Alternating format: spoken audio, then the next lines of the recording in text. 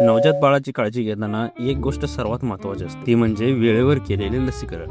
तर व्हिडिओच्या शेवटी आपण एक जाणून घेणार आहोत की सर्वसामान्य कॉमन पालकांचा प्रश्न, लस घेतल्यानंतर बाळाला ताप आला तर काय करावं. त्यामुळं व्हिडिओ शेवटपर्यंत नक्की पहा. तर चला सुरू करूया आजच्या व्हिडिओला. लसीकरणामुळे पोलिओ, गोवर, टिटॅनस, न्यूमोनिया यांसारख्या गंभीर आजारापासून बाळाचे संरक्षण होते. अनेक वेळा माहिती नसल्यामुळे काही पालक लस चुकवतात किंवा उशिरा घेतात. यामुळे बाळाच्या आरोग्यावर परिणाम होऊ शकतो. म्हणून आज आपण जन्मल्यानंतर पहिल्या 5 वर्षात बाळाचे संपूर्ण लसीकरण कधी करायचे, कोणती लस घ्यायची आणि ती का महत्वाची आहे हे सोप्या भाषेत समजून घेणार आहोत. तर नमस्कार मित्रांनो, स्वागत आहे तुमचं आपल्या मराठी युट्यूब चॅनल आरोग्य मित्र मध्ये आणि आपण ऐकत आहात विश्वास आरोग्य विषयी गप्पा फार्मसी सोबत. प्रथमतः जाणून घेऊया लस शरीरात कशी काम करते. अनेक पालकांच्या मनात एक प्रश्न असतो की लस दिल्यानंतर नेमकं शरीरात काय होतं. तर सोप्या भाषेत सांगायचं झालं तर लसमध्ये आजार निर्माण करणाऱ्या जंतूंचा एक अतिशय कमकुवत किंवा निष्क्रिय भाग असतो, अँटीबॉडी. त्यामुळे त्या लसीमुळे आजार होत नाही, पण शरीराला त्या जंतूंना ओळखायला मदत होते. लस घेतल्यानंतर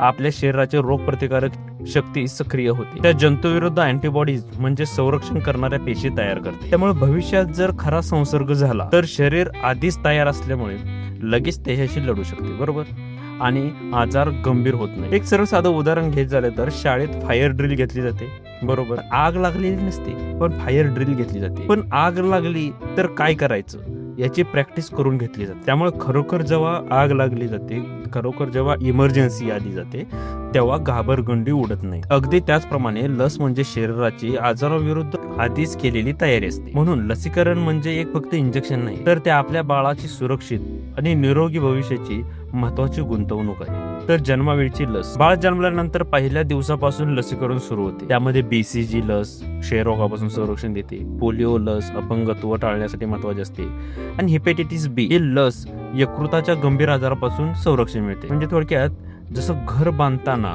पहिला पाया मजबूत करतो आणि या सुरुवातीच्या लसी बाळाच्या आरोग्याचा मजबूत पाया तयार करतात. तर पुढे जाणून घेऊया 6, 10 आणि 14 आठवडे यामध्ये कोणतं लसीकरण केलं जातं. तर या काळात बाळाला पेंटावॅलंट, पोलिओ, रोटाव्हायरस आणि PCV अशा महत्वाच्या लसी दिल्या जातात. पेंटावॅलंट लस एकाच वेळी 5 गंभीर आजारांपासून संरक्षण देते. म्हणजे अनेक पालकांना वाटते की बाळाला इतकी इंजेक्शन का देतात, पण खरं म्हणजे या वयात बाळाची इम्युनिटी कमी आहे, संरक्षण जास्त आवश्यक असते. तर 9 ते 12 महिने या काळात कोणती लसी दिल्या जातात. तर या काळात गोवरची MR लस दिली जाते. गोवर हा साधा ताप नाही तर एक गंभीर संसर्गजन्य आजार आहे. तो न्यूमोनिया किंवा इतर कॉम्प्लिकेशन्स करू शकतो. त्याचबरोबर व्हिटॅमिन A दिलं जातं, त्यामुळे बाळाची दृष्टी आणि इम्युनिटी हे दोन्ही सुधारतात. म्हणून ही लस चुकवू नका. त्यानंतर जाणून घेऊया 16 ते 24 या वयात बाळाला बूस्टर डोस दिला जातो.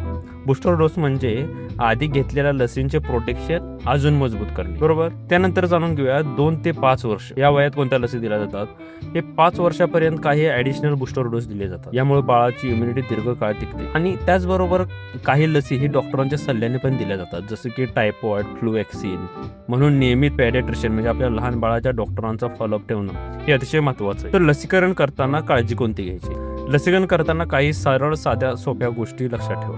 लसीकरण कार्ड नेहमी जपून ठेवा, जे आपल्या अंगणवाडी सेविकाकडून किंवा प्राथमिक आरोग्य केंद्रातून जे आपल्याला लसीकरणचे कार्ड मिळतं त्या लसीकरणाचं कार्ड हे जपून ठेवा आणि प्रत्येक लस दिले की ते अपडेट करत राहा.